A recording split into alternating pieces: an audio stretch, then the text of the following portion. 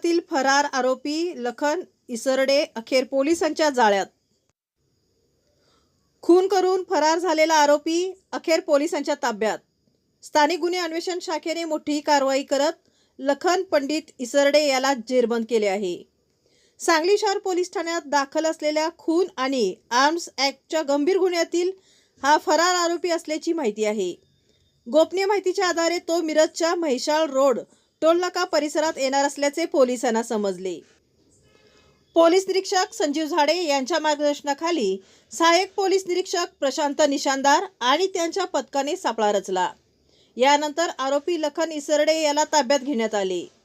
अटकेनंतर आरोपीला पुढील तपासासाठी सांगली शहर पोलीस ठाण्याच्या ताब्यात देण्यात आले आहे।